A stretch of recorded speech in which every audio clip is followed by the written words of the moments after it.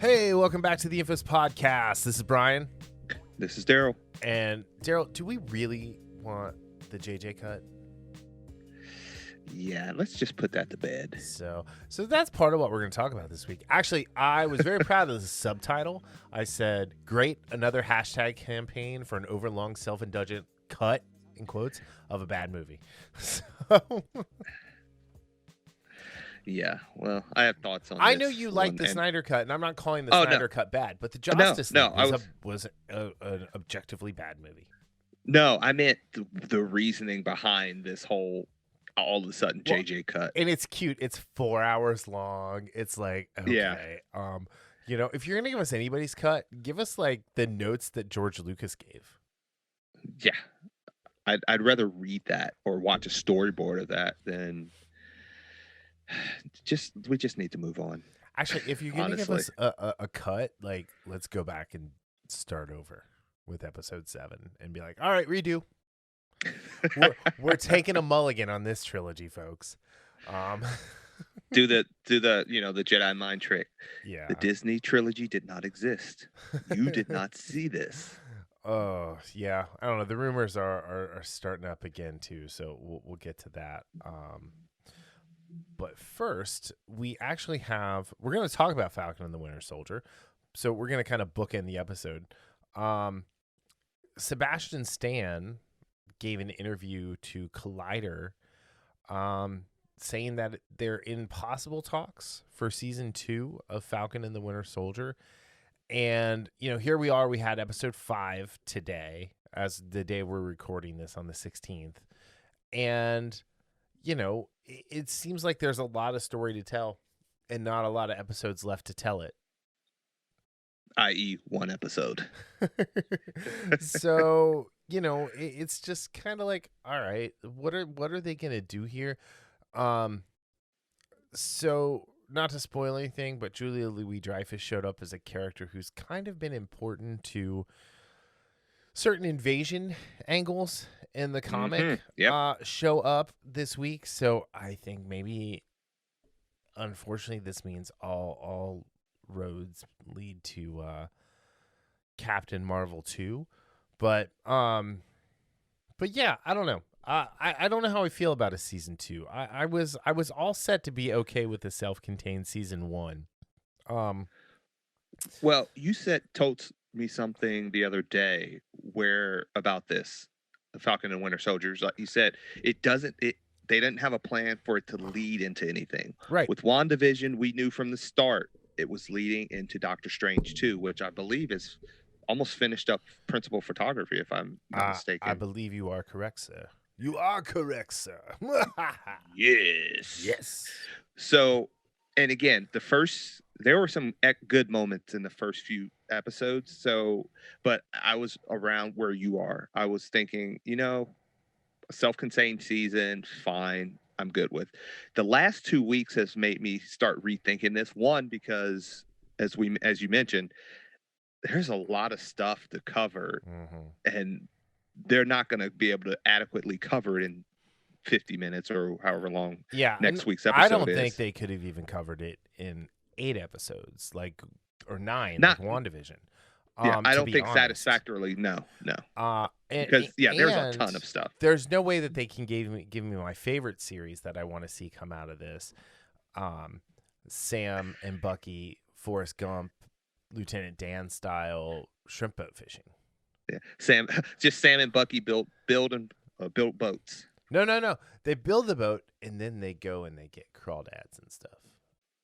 They go fish. they go get, and they're Bucky's like, Sam, you can make all sorts of shrimp. You can make boiled shrimp, fried shrimp, buffalo shrimp, barbecue shrimp cocktail. Like that could be a whole series by itself. Just the two of these idiots fixing up boats. Anyway, that was my favorite part of the episode. Just spoiler. Actually, no, that was my second favorite part because it had an amazing training montage, and I'm a sucker for montages. I love training montages. We are of the Rocky generation, so we were raised on montages. The Karate Kid, things like that. What song just went through my head? Speaking of montages and Karate Kid. Montage. You're the best Oh no, around. I thought you were Nothing's talking gonna about ever the Team leave America you. World Police, the montage song when they're doing the training montage for Gary the puppet. I don't remember that. Yeah, dude, that's a great movie. But yeah, you could have You're the Best Around. Absolutely, Phil Esposito there. Somebody Um, has to do that. Like in the scene we're talking about in this episode, somebody needs to put that in there. See all how it right, you're goes. on it. You're on it, D. Get it done. Do it. Do it. I just imagine a little Shia LaBeouf looking at you right now. Do it. So, So, and again, this also leads into, I've read a couple people or watched videos where people like Nerdrotic were talking about they don't think they're doing a WandaVision season 2 because the quote unquote tepid response to WandaVision. It's like, no, they're not doing a season 2 for WandaVision because that was not the plan. yeah, they're not doing season 2 of WandaVision because Spider-Man 3 and Doctor Strange 2 are gonna wrap that up. Yeah. So, and again, I I've had my issues with this season, but again, the whole fishing boat thing, like you were saying, I really like the chemistry we get here, and I would like to see a little bit more of that. Plus, I would really like to see some of the darker parts of the MCU, as kind of Yeah. Madripoor and stuff like that. And they So, could do a lot all right. with this. Let's So save that we'll for see. the end of the episode. So, Yeah.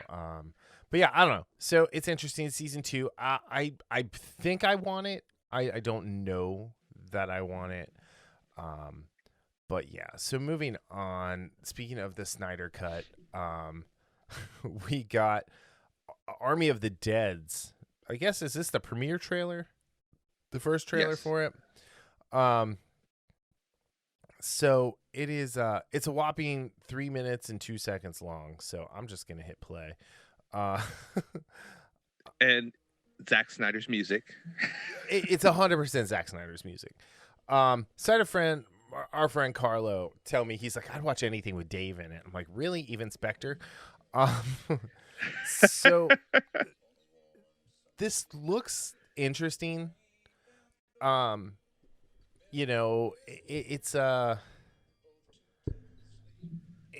Batista. I love Batista. I do love that it says director of 300, Man of Steel, and Dawn of the Dead.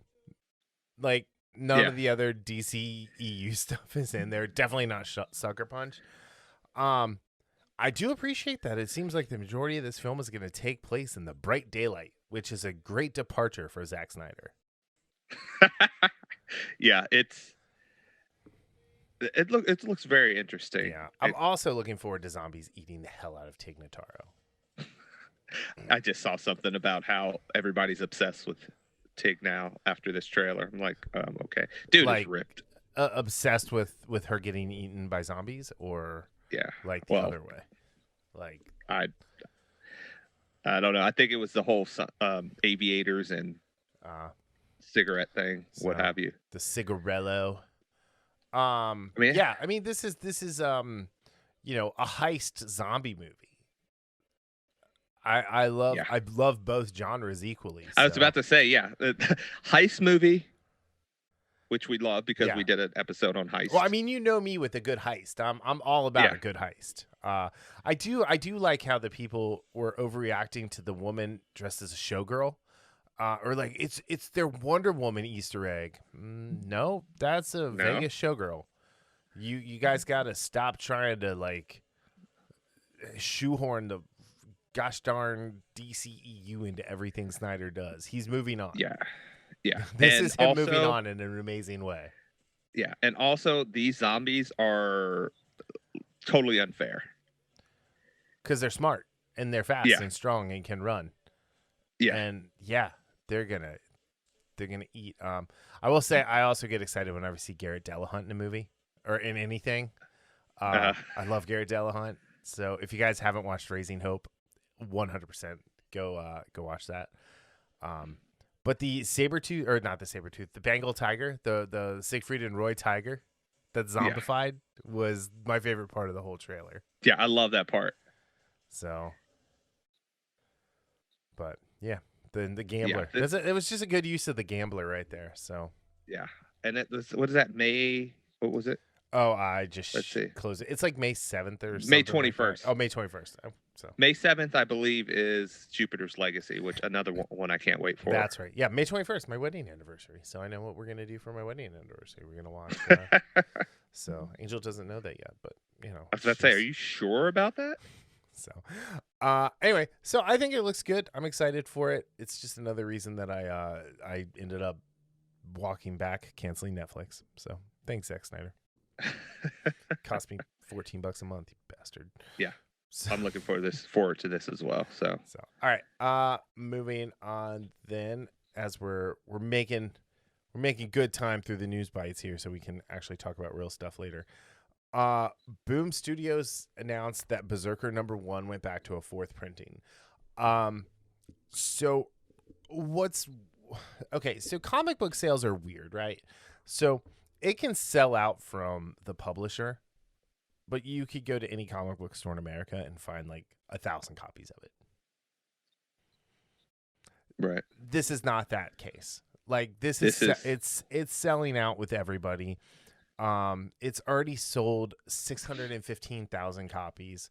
So, you know, I mean, that's a lot of books. And so if we're talking about, let me pull up the calculator here while we're doing this. So 615,000 times $3.99. I mean, they made almost $2.5 million to date off of this book. You know, that's pretty. I mean, that's at the high end. I'm sure they didn't make that much, but I mean that's what we're looking for from comics, and like Boom has been killing it, with this and their Power Rangers, some of the other stuff that they've got going on. I think they did the Expanse book that they were doing. They've got Buffy and Angel now and Firefly, which has been pretty good. You know, so yeah. So what you're saying is that if you make a comic with a good story, you can sell them and you can make money and be popular. And so you've got Al Ewing, Tom Taylor, Kieran Gillen, Brian Azzarello, Colin Bunn. Like they're all over, James Tynion. They're all over a Boom doing their own creator-owned stuff there. And it's really good. And it doesn't have any of the baggage that you're getting with the big two right now. Oh, the Dune, House Atreides, written by hack Brian Herbert. Which, you know, it's Leto it should be called Dune, How Leto Met Duncan. But or how I Met Your Idaho. There we go. But yeah, but I mean, this is great. This is great news for them. You know, I bought the print copy and the digital copy, which I will probably continue to do. You know, and B is a great character, half mortal, half god, all John Wick. You know, it's just one of those things that, you know, like I said, Boom is killing it right now. There's a ton of shakeups happening in the comic book industry. You know, Valiant Comics is probably not going to be a thing anymore after a little while. You know, IDW is on its dying. It's, you know, its death rattle is upon us. You know, so it's nice to see Boom step up. Boom is stepping up, and they've taken over that place that like Dark Horse held. Yeah, and I used to love Dark Horse comics back in the day. And Dark Horse is still doing good stuff. Like, let's not besmirch Dark Horse. Yeah, so with a lot of the stuff, you know, I've read some of the Buffy stuff they've done. I've read a little bit of Angel, not a lot recently, at least. But yeah, I think I said this when we reviewed the first issue of BRZRKR that I pre-ordered the trade. Yeah, I think it was the trade. I can't remember if I pre-ordered the trade or the hardcover, because again, this is a book. The whole half man, half god or whatever.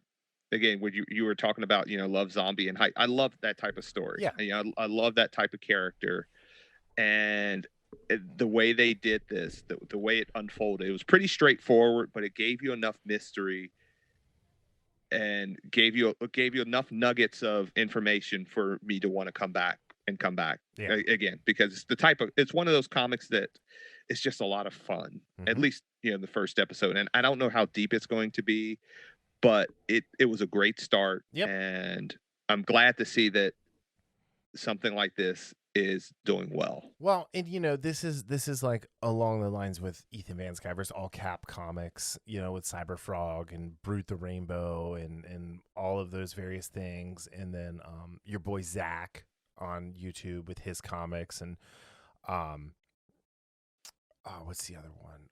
World Class Bullshitters with Stealing Solo. I mean, these are all independent comics that have done really well and made their creators a lot of money.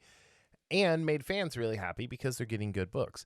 The fact that they're saying this is making it the highest selling original comic launch in almost 30 years on a distributor level, that's huge. Oh, absolutely. It's huge. Now, they did it right. They went and got someone like Keanu who was involved. How much of it he wrote versus Matt Kint, I don't know. Ron Garney is a great artist. It looked really good. Bill Crabtree's colors are some of the best in the business.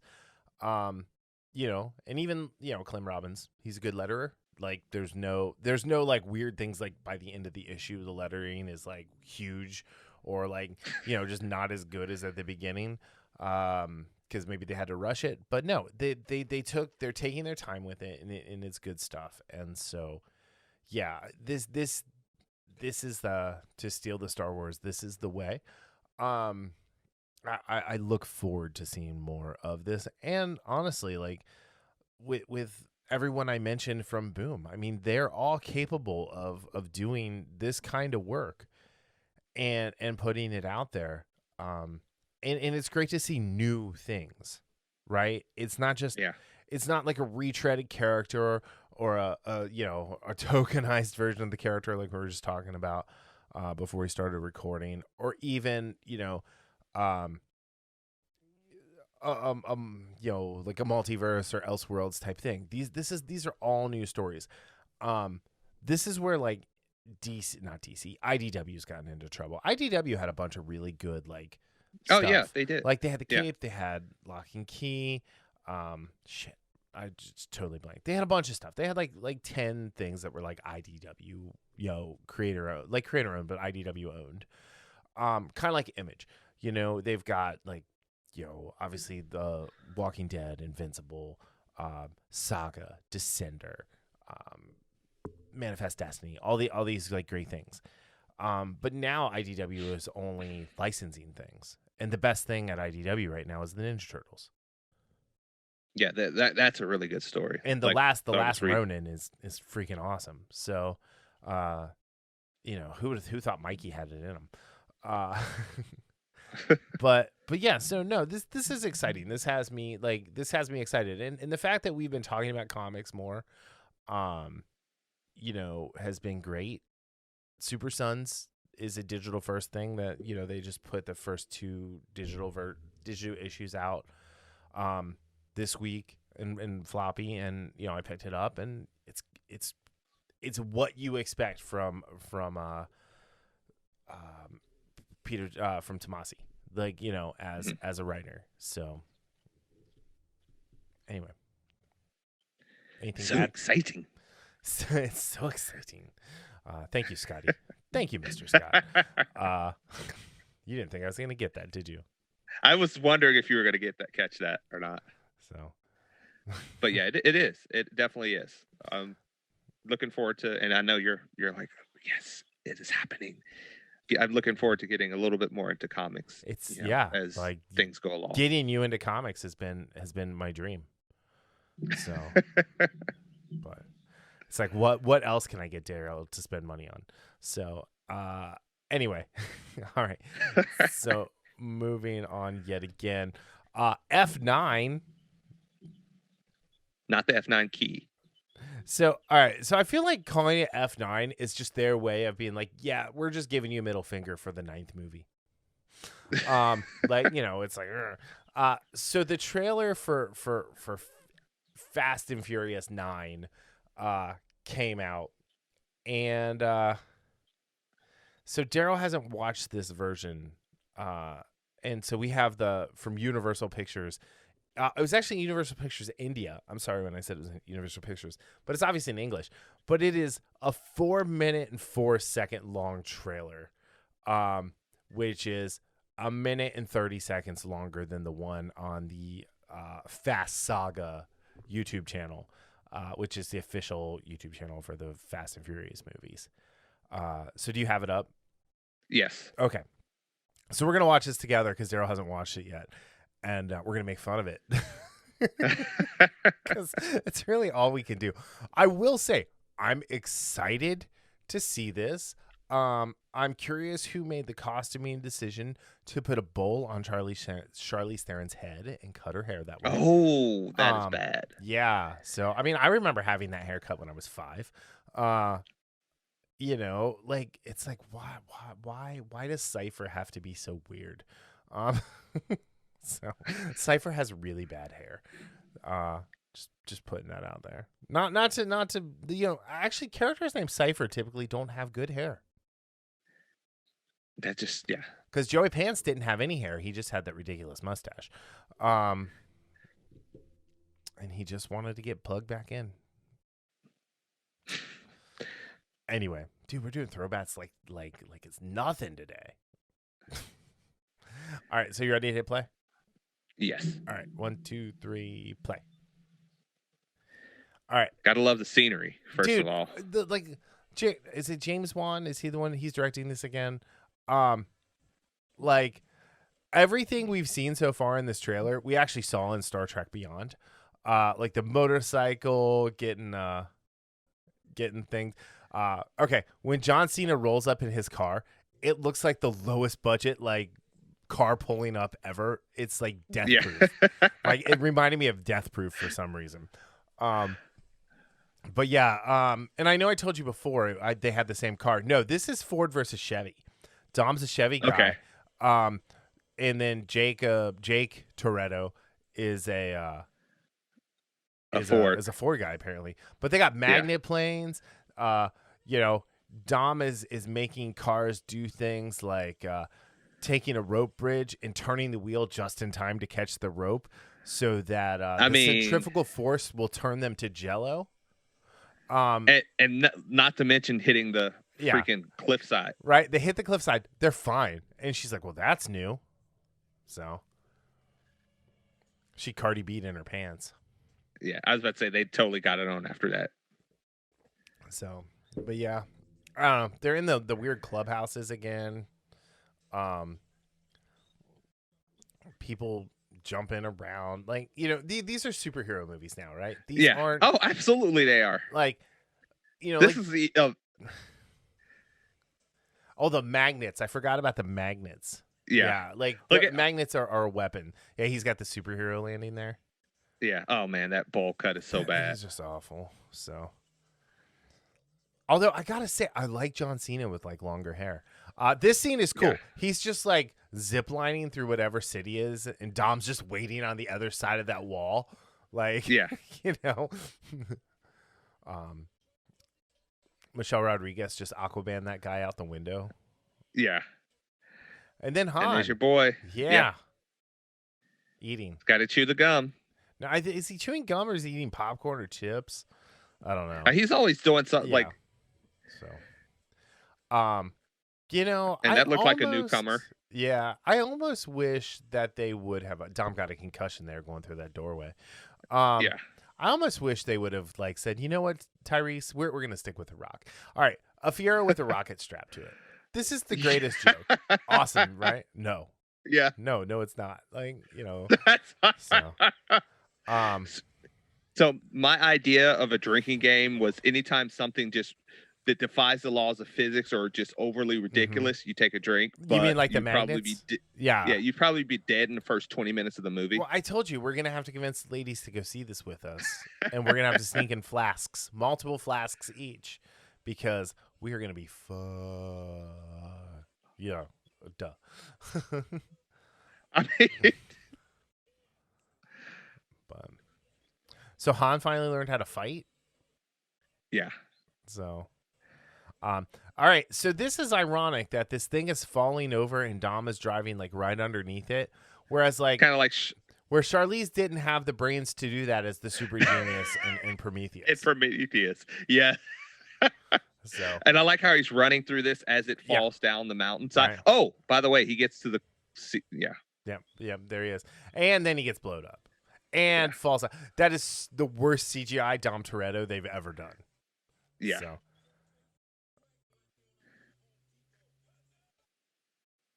Why would he let Tyrese drive this? I don't know. So I don't know. All right. So that is so ridiculous. So this movie looks like it's going to be the dumbest one yet, and I'm going to love it. I'm not going to lie. I'm going to love how dumb it is. So yeah. Quick, like, 1 sentence reaction. This, I don't have words because there are no words to describe the buffoonery we're going to see with Fast 9 or F9. F9. Middle finger number 9. All right. And I think this is the start of the saga-ending trilogy. Oh, good God. Yes. So we're going to get 12 of them. Or are we going to get... I don't know if it's 11 or 12. Okay. Because, I think it's based on what I saw. I think it's 11, but I think that's how they kind of framed it. This is the start of the trilogy, or it's this one and then the trilogy to end it. I'd have to look that up, but it's 11 or 12 movies. Okay. Well, speaking of endings, I know that's a really harsh way to put this last story. Yeah. So Archlight Cinemas and words are hard, Darryl. Sweet, 26 minutes in before they were hard. Archlight Cinemas and Pacific Theaters will not be reopening as parent company Decurion hands the keys back to the landlords. This is an article from Deadline. So I have never been to an Archlight or Pacific Theater. Me neither. Or anything owned by Decurion, apparently. So when I say I don't care, it's not that like I don't care that people are going out of business. I don't care because these are mostly California and West Coast based theater chains that allowed their state governments to put them out of business. Yeah. So this is just a bigger issue for me than this story itself. And to what you're talking about as far as how Hollywood and specific state governments could have prevented stuff like this, but they didn't. And this is not going to be, and this we know this isn't the only theaters that are closing. But one of the things I read about here, and one of the more interesting things is this, like, Cinerama Dome is the only concrete geodesic dome on Earth, which is that's something I didn't know, but I thought that was very interesting. Yep. But also, I think it's also especially because this is in the heart of Hollywood or what have you, or around there. I'm waiting for someone in Hollywood to actually do something as far as, I don't know, picking up the tax. I mean, because I believe it's like $180,000 or something like that is owed. But not to go specific on this, but just the overarching point is overarching point. I get it. Yeah, you're a sick man, but I get it.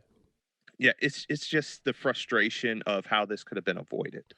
Yeah, so $181,900 is due to fall into collections against Caitlin Brannon, the person who owns or runs the studios, whatever. What happened to the PPE stuff? Did this person not get the government like assistance that has been happening?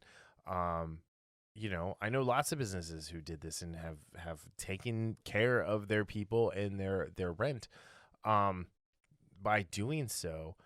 And so, I think there's a bit of mismanagement here. I think there's a Hmm. lot of government interference here that led to this.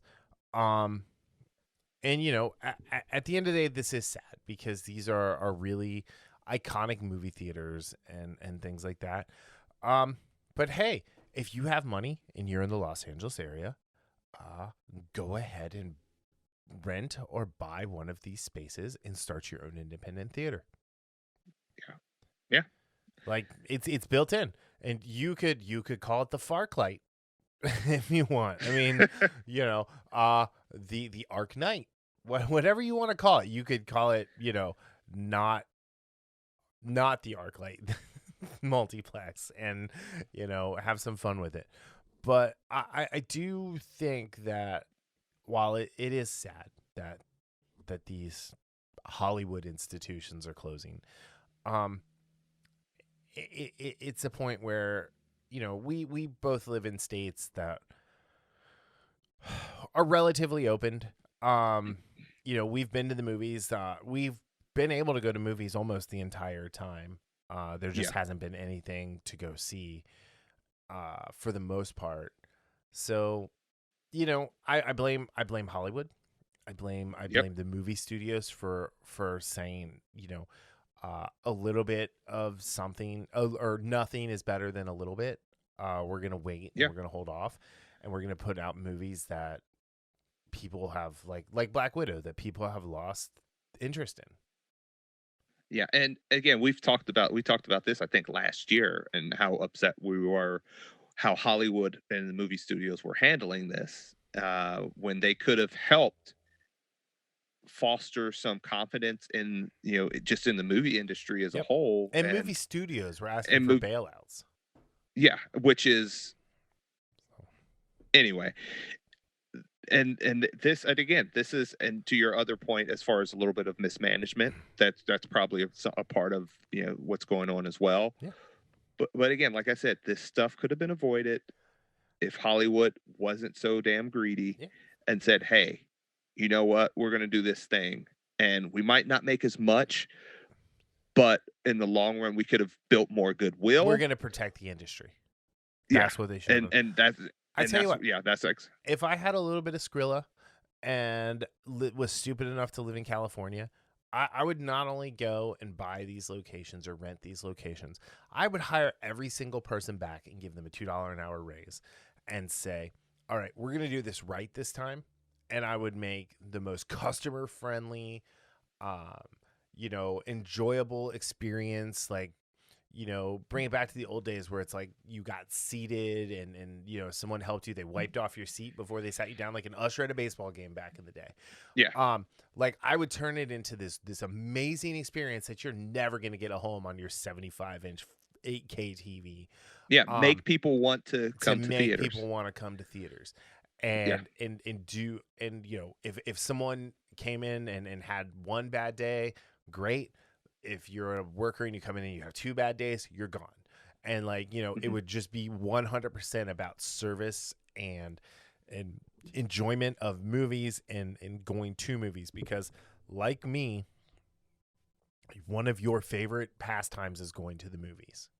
Yes, always. It has So always my been my since I was a kid. yep, Yep. my 2 favorite things are to go to the movies and to go see stand-up comedy. I'm doing one of those tomorrow. Um, and then Oh, nice. we're going to see Taylor Tomlinson for Angel's birthday. So, um, yeah, so it's exciting. Um, but yeah, so I I want to feel bad. I really do, but I kind of don't. Yeah. So It's yeah. it's it's sad, but at the same time, like, it was avoidable. Mhm. So, Kind of like Rise of Skywalker. oh, what a segue! Look at that. I'm gonna let's just jump right into this happy horse shit then. All right. So over the weekend, last weekend, this original Reddit post came out with someone claiming to have leaked a bunch of stuff. So we're gonna get into that. And then Bounding into Comics kind of goes and puts some of their thoughts into it as well. But in a nutshell, there was a massive leak about Disney Star Wars sequel trilogy. Um, And among many of the things in the information given, the leak claims that there exists a different cut of J.J. Abrams, what they call fairly divisive Star Wars: The Rise of Skywalker. I think we saw the J.J. cut. There are rumors that there are multiple cuts. Like Kathleen Kennedy had a hand in taking a cut. There's a rumor of a George Lucas cut, which I don't believe at all. But here's the thing. The only reason they're doing this is because they're trying to get goodwill back from the fans. And they want to get some of that like Snyder cut, like shine back on them. I will tell you right now, I do not believe nearly anything in this Reddit post. I feel like this is a propaganda piece to get people to think that Kathleen Kennedy is not to blame for anything, that it's Disney stepping in and telling her no to things. I don't know how much of this you read, but so I read it all. Okay. And so when I said earlier, I have some thoughts about this, and you thought I meant your thoughts on the Snyder Cut. I meant why this came out now, and you said it perfectly when you said you thought it was a propaganda piece. Yep. I 100% agree with that. I read this, and again, some of this stuff was like, okay. Some of the stuff I could almost see happening, but too much of it, if there were a couple nuggets here and there, I would have been more apt to believe it than this laundry list of stuff. Mm-hmm. And I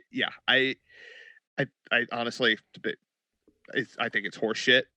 And as interesting as as wiping the Rise of Skywalker from my mind in the sense of and getting something more encompassing of the trilogy, of finishing the trilogy off. Yes, that would have been nice.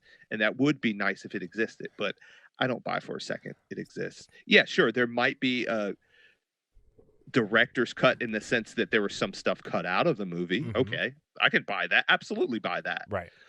But to say there's this just so happens to be 4-hour cut of the movie. Yeah. There's a 4-hour and 2-minute cut of the Rise of Skywalker. Yeah, I don't know. Like, all right, so you know who Mike Zero is, right? All right. Yeah. So whatever like the pro Kathleen Kennedy version of Mike Zero is, that's who wrote this. Yes. If you guys aren't familiar, and don't waste your time, Mike Zero is this YouTuber who has been doing this for a very long time, who puts out like 8 videos a day that are essentially all the same thing. Making up like, sources close to tell me. So yeah.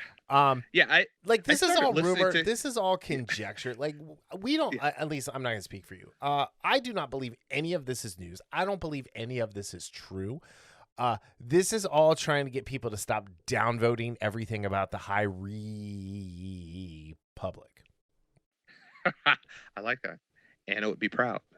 I can't go quite as high pitched as Anna can, and I don't have my super snap suit on, so Yeah, and your point of being a smokescreen to kind of take some of the blame off of Kathleen Kennedy is spot on, because when you read this, that's what it reads like. It's almost like the Kathleen Kennedy apologist or what have you. Yeah. And again, like I said, there are some things in here where I could absolutely see it being true, but again, there's just way too much stuff on here for me to say, oh, even a good majority of this is true. Now it's all right. Did you read Trevorrow's Duel of the Fates script? I did not. Okay, I'll send it to you. So in here it talks about like flashbacks to Luke's life before the sequels. Luke had been looking for Mortis through Octu. Luke and Kylo would have had a proper duel on Mortis. This scene is based off their confrontation in Duel of the Fates. There's a hint that Poe's romantic interest in Finn, yet in the end he gives him his blessing to Finn and Rey. that right there, that's one of the things that 100% lost me. Because in the next one, Poe would end up convincing bounty hunter Zori to aid the fight and her fellow bounty hunters, the two becoming mutually interested in each other. It's like, come on. The message in the galaxy, the message to the galaxy is Leia's call for help from the Last Jedi that BB-8 recorded. Sith troopers are actually clones mixed with Phasma's deep bullshit. This reads like fan fiction. No. This is bad fanfic. This is like 50 Shades of Grey Star Wars. Anakin's Force Ghost would have appeared with the younger Force Ghost of Luke and Leia to say goodbye forever. The Resistance gang would have celebrated on Tatooine at the Lars homestead. Oh, God. Oh, I threw up. Hold on. Finn and Rey watching the sunrise hand in hand with Jaina Rose, Poe, Zori, Chewie, and the droids. Oh, my gosh. Rama. It's not sure. Heard some talks about it, but Bob Chapek has had his hands full and is rather cheap. I don't see a high fan campaign for this ever happening like the Snyder Cut. All right, here's the difference.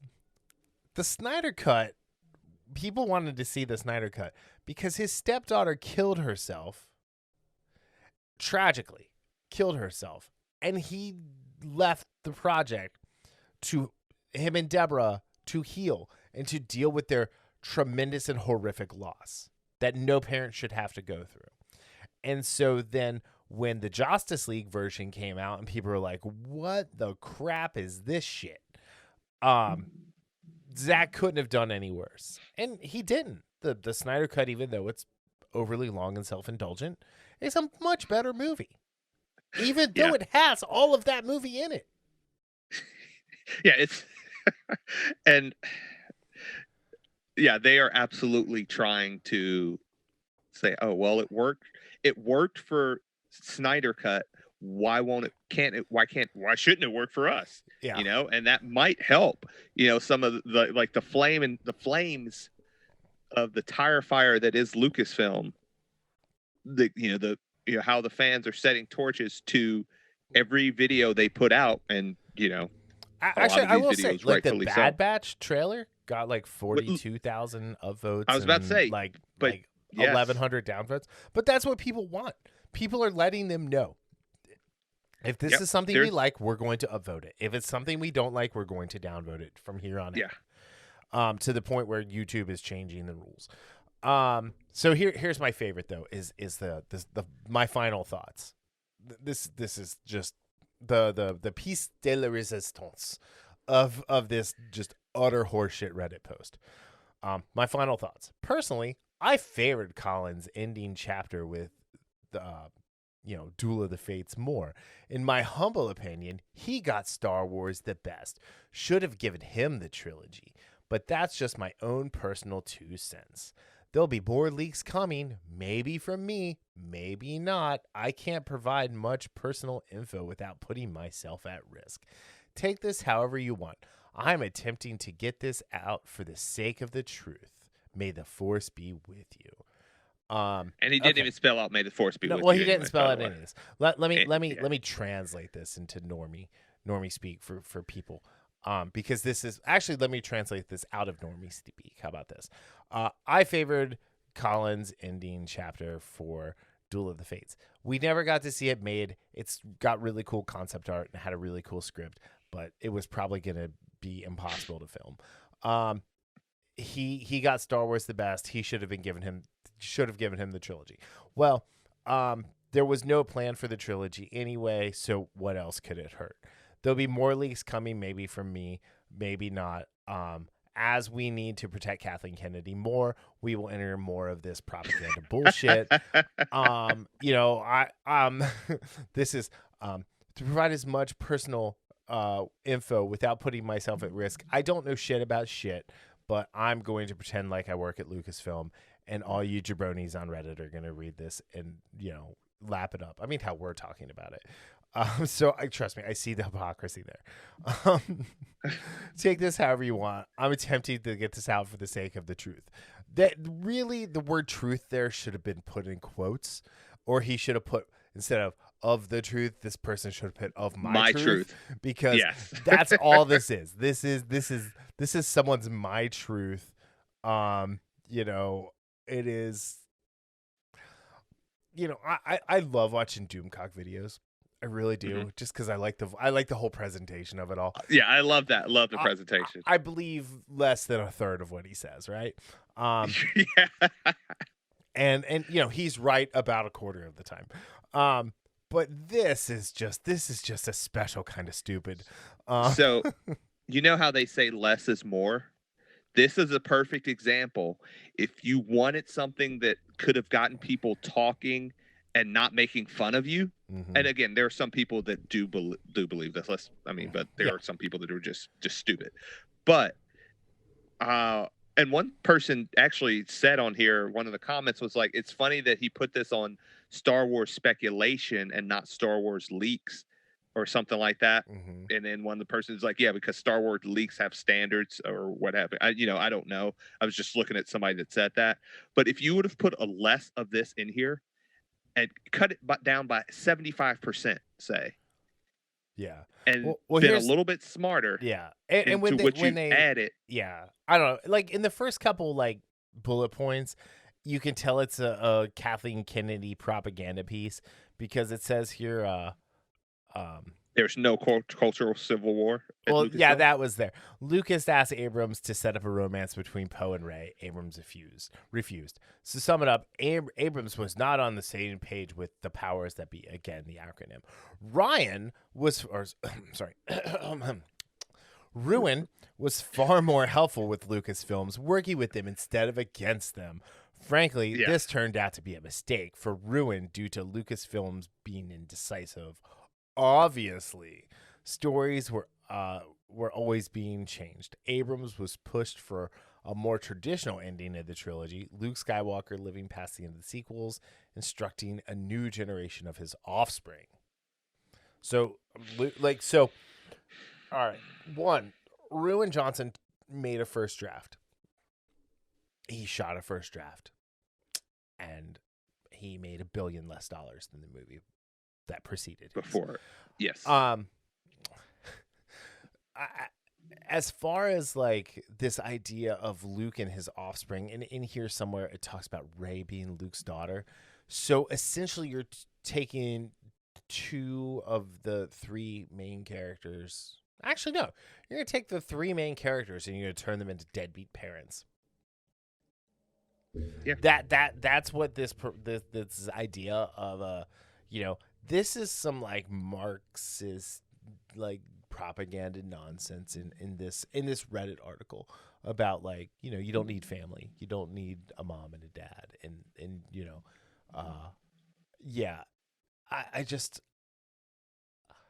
I'm never gonna be done with Star Wars. And let's be honest, Disney Star Wars has been, like you said, a tire fire. Like on Devil's Night and The Crow, tire fire. But we got Rogue One. Yeah. And like it's not without its problems, but we got Rogue One, which is my second favorite Star Wars movie of all time. We also got Rebels. Yeah. And we got the last 4 episodes of season 7 of the Clone Wars, which like I would have said the last half of the last season of Rebels is the greatest Star Wars that's ever been put onto pen or paper or screen. And that has been revised to say the last 4 episodes of the Clone Wars is the greatest Star Wars anything that's ever been made. And that was done under Disney's watch. Even though it was Filoni, that was done under Disney's watch. I don't think anything from The Mandalorian is like my favorite Star Wars of anything other than the minute and 37 seconds we got with Luke Skywalker. Yeah. But still, it did something that the sequel trilogies, the Disney trilogies, could not do. Correct. And that was, for the most part, I won't say everybody, the majority of people either liked it or loved it. Yeah. It wasn't the divisive. It wasn't. I don't even know what to call it. It wasn't the divisive garbage pail of decent ideas mixed with terrible ideas that has been the sequel trilogy. Here's the thing. On paper, the sequel trilogy, you've got a bunch of young, really good actors. You've got Adam Driver. You've got Daisy Ridley. You've got John Boyega. You've got Kelly Marie Tran. You've got Oscar Isaac. Oscar Isaacs. Those are 5 actors to build. You've got, let's not forget Donald Gleason. You've got 6 actors to build a franchise around. And what do they do to them? They make them all jokes. Yeah. Like whoever on Ruin Johnson's set that said, hey, let's put Kelly Marie Tran in a potato sack and give her the worst haircut in the history of movies should be drawn and quartered. Yeah. Because sorry, go ahead. I was about to say, or let's make Finn, the first thing we see of him in the second movie is a joke where he's getting out of the tank suit or whatever, and there's fluids spewing everywhere. Right. Yep. No, I mean Kelly Marie Tran is a beautiful woman. She's absolutely so likable. She is so likable. Like, the fact that Rose was such a poorly written character had nothing to do with the fact that Kelly Marie Tran actually had you rooting for Rose against everything. Mm-hmm. You're like, I want this character to be good. I want to like this character. And it's because you want to like Kelly Marie Tran. Yeah. Plain and simple. So, I don't get it. I don't understand it. I don't understand why a company would spend $4 billion on an intellectual property and then do this to it. And then to if this is from someone at Lucasfilm, this is 100% Kathleen Kennedy propaganda to say absolutely to shift the blame from the fact that she never should have been in the role she was in. And 100%. That's all I have to say. That's all. Speaking of Forrest Gump, that's all I have to say about that. So, all right. Let's up our spirits a little bit. Yeah, let's talk about The Falcon and the Winter Soldier, episode 5. Speaking of truth. Speaking of my truth. All right. So as per usual, if you want all of our thoughts on this, you have to go to Patreon and sign up and listen to our commentary track as we watch along and give our unabashed thoughts about it. I will say, I told you this was 5 episodes shoved into one. Actually, it wasn't 5 full episodes. It was 5 idealites of an episode shoved into one. I like that, idealites. Yeah. I think Zemo's gone for the season, and that makes me sad. Yeah. Zemo was. We can't watch him dance anymore. Dance, like, be a master of puppets with Sam and Bucky. The head tilt. The head tilt. So he's doing the stupid head tilt. Yeah,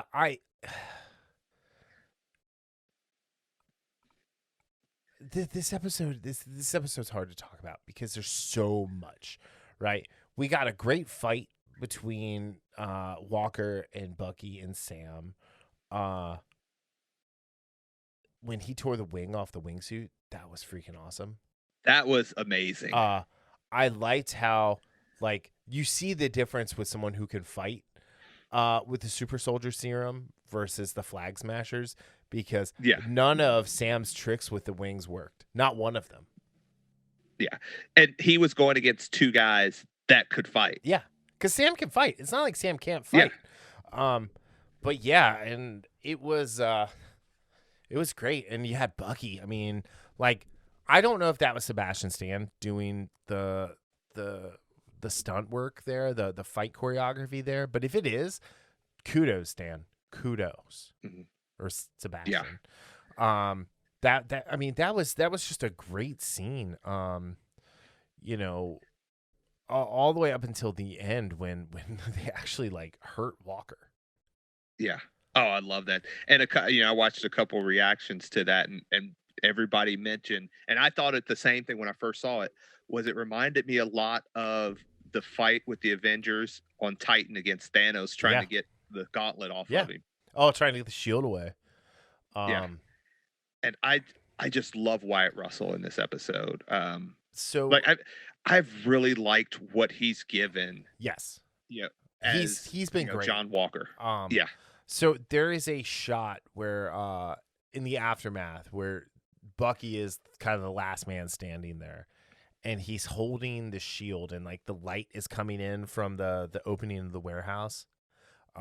It's what is part of the thumbnail for this show, for this episode. Like, I loved it. It's like, man, I like if my background wasn't Shai Hulud, I would switch it to that on my computer.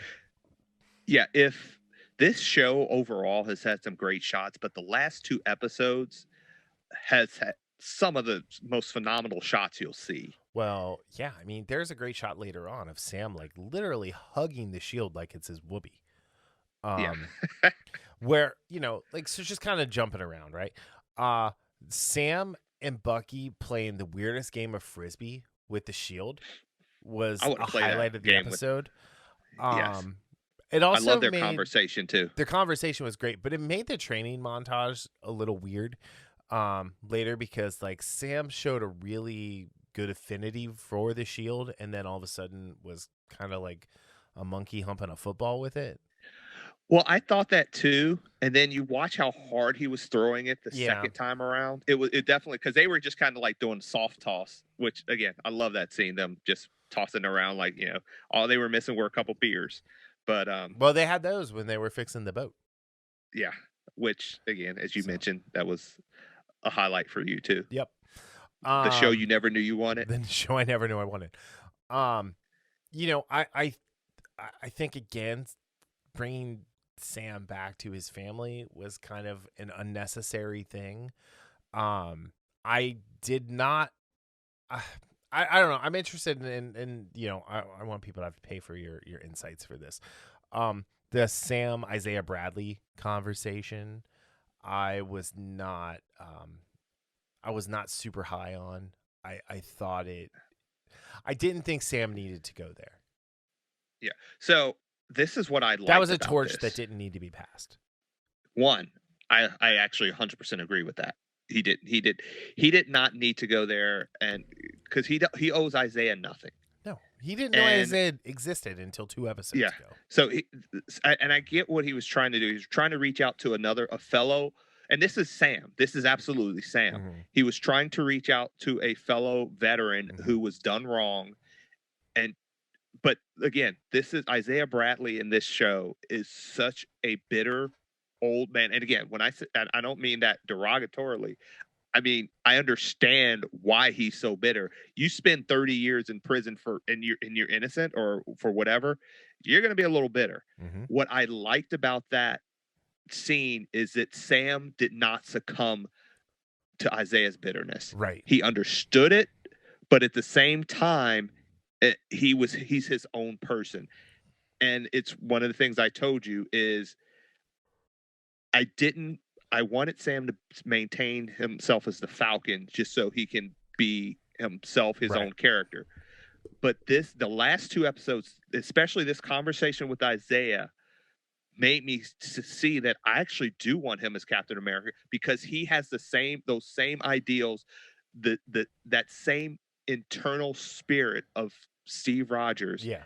And that is why he should be wearing the mantle, not because, and that's why Steve picked him. Mm-hmm. And I think this series has done such a great job finally showing why Sam deserves to hold that shield. And when Bucky said, when Steve told me his plan, like they could not have been any more plain that Bucky knew what Steve was doing when he left to return the Infinity Stones, right?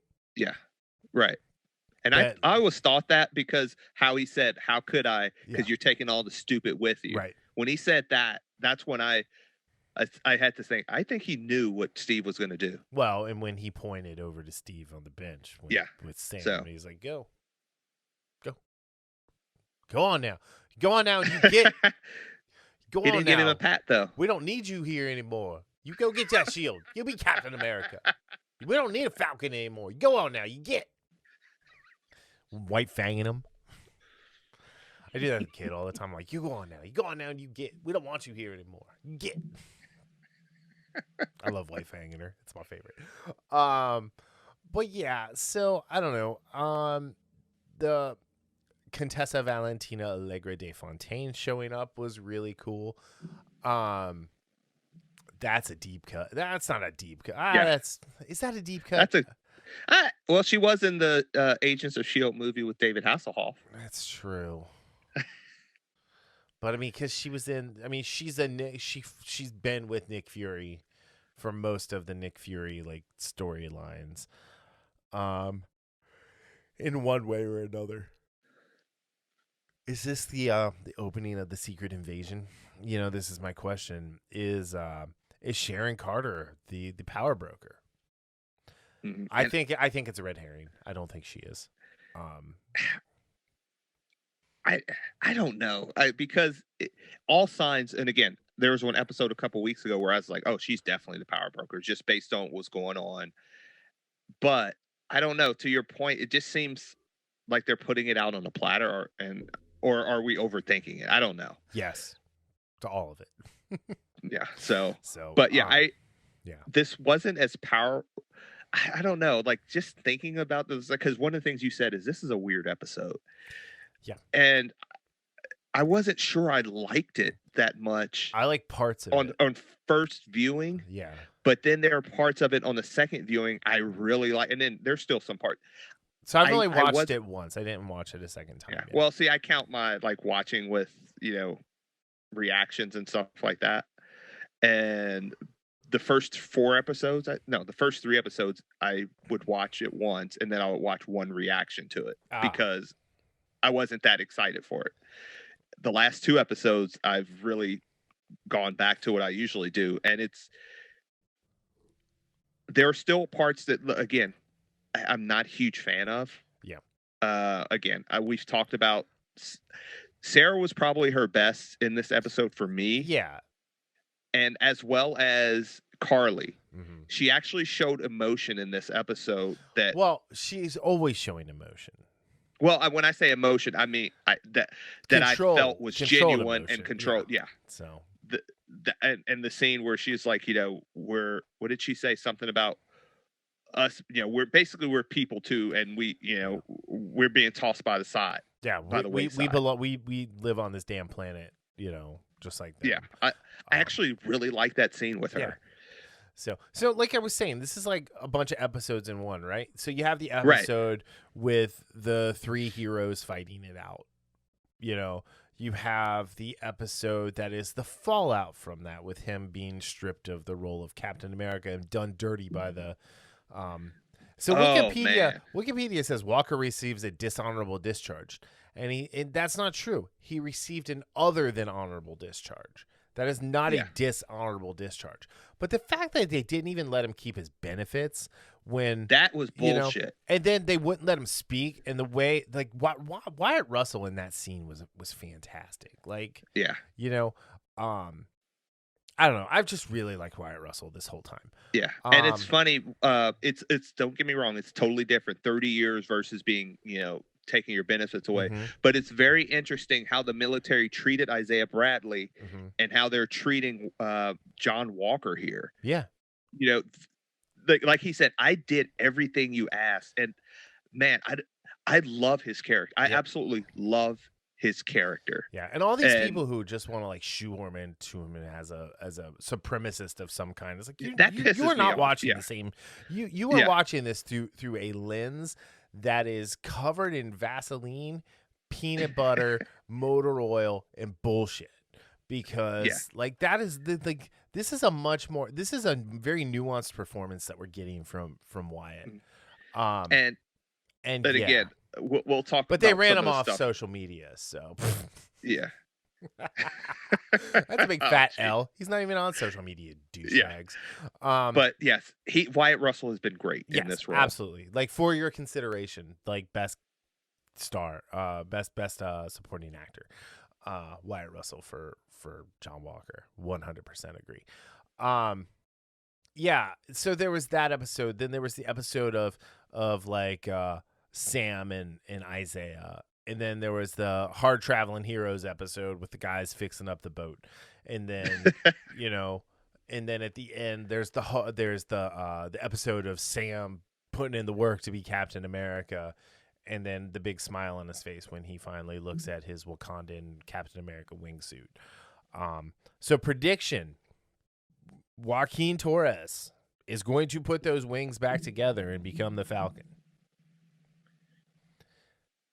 in episode 6. I'm not kidding. He's going to. We're going to see him. That would either be something at the very end of the episode, or it will be the end credit scene of him slapping him on, popping the wings, and taking off in, like, you know, flying port. I could buy that. I could buy that because he just left just with him. Yep. Yeah. Just like Kraglin trying to fly the arrow at the end of Guardians 2. Yes.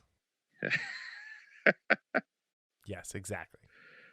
So, anyway, all right. So, out of 5 melted down military honors, I'm gonna give this episode a 3.5. Okay, so that's where I was, but I did like overall last week's better, but this one for me, because there were such good character moments, it's not far behind. So I actually bumped it up to a 3.75. Fair enough. All right, so if you want to hear the rest of our thoughts about this and everything with George St. Pierre and all that fun stuff, go subscribe to patreon.com/infamouspodcast. For as little as $2, you can listen to all this. And you can go back and listen to our WandaVision ones too, which were a lot of fun. Not that these haven't been fun, but the WandaVision ones were a lot of fun. Yeah. All right. Like and subscribe on YouTube. 5-star reviews on Podchaser or Apple Podcasts. Subscribe. Follow on Facebook. Follow on Instagram. Am I missing anything? I don't believe it. Oh, fuck Twitter. That's what I was missing. All right. So, yeah. Do you got any last words? No, I'm kind of I'm really looking forward to the season finale of that. To top it off, Mortal Kombat is out next week, so that'll be a good looking Friday. So yeah, I think we're going to do Mortal Kombat as a standalone review episode too. So that'll be fun because I think we're both going to try and go see it in the theater, and then watch it on HBO Max. So, and if you are a fan of Mortal Kombat and you have Apple, an Apple device, Mortal Kombat Legacy seasons 1 and 2 are $6.99 each on iTunes right now. So well worth picking up because that is an amazing little series there. So yes, it is. R.I.P. Machinima. Kinda, not really, but kinda. So, all right. On that note, and we'll see you guys next week. Yep. Bye.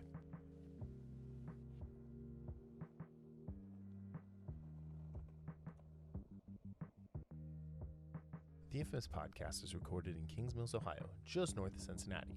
You can find new episodes every Sunday on Apple Podcast, YouTube, Spotify, Google Podcast, our website, or anywhere podcasts are downloaded.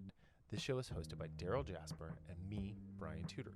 To find more information about the show, visit us at infamouspodcast.com and follow us on Facebook and Instagram at Infamous Podcast to keep up with the show. We also have a Patreon page, patreon.com/infamouspodcast. We have some great rewards for our patrons and are looking for help to grow the show to bring you more of the content you want to hear. Music for this podcast is provided by Michael Henry from meetmichaelhenry.com. So, whenever you're listening to us, have a great day, night, evening, weekend, whenever it is, and we'll see you next time. Thanks for listening.